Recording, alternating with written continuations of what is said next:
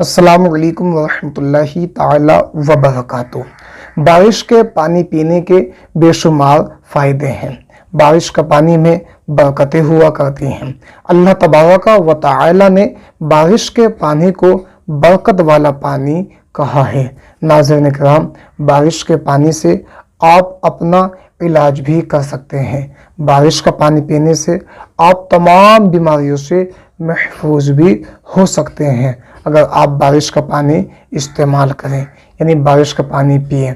اب آپ کو بارش کے پانی سے اپنا علاج کس طرح سے کرنا ہے، بڑی سے بڑی بیماری آپ کی دور ہو جائے گی اگر آپ بارش کے پانی سے اپنا علاج کریں گے تو۔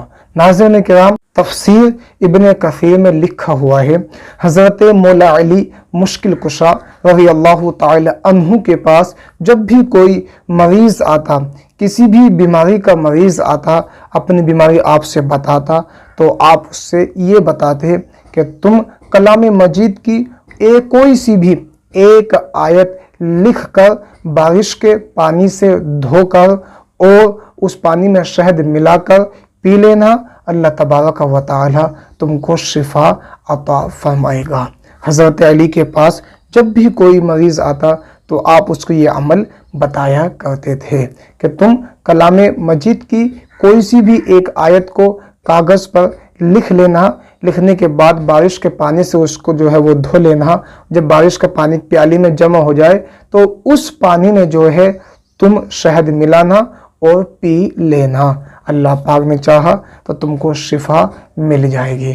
ناظرین کرام، کتنا یہ چھوٹا سا کام ہے، ہر بندہ، ہر انسان اس عمل کو کر سکتا ہے۔ اگر آپ حضرات یہ کام کریں گے تو اللہ پاک آپ کو تمام بیماریوں سے محفوظ کر دے گا۔ اب کچھ لوگوں کے ذہن میں یہ بات آ رہی ہوگی کہ ہمیں آیت کریمہ کس طریقے سے لکھنی ہے، پانی کس طرح سے اس کے اوپر ڈالنا ہے۔ اس چیز کی بھی وضاحت عاملین نے اپنی کتابوں میں کچھ اس طرح سے کی ہے۔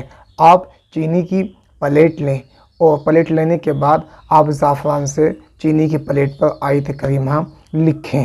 اب جب آپ چینی کی پلیٹ پر آیت کریمہ لکھ دیں گے، پھر اس کے بعد آپ بارش کا پانی اس کے اوپر ڈالیں گے تو وہ آیت کریمہ جو ہے گھل جائے گی۔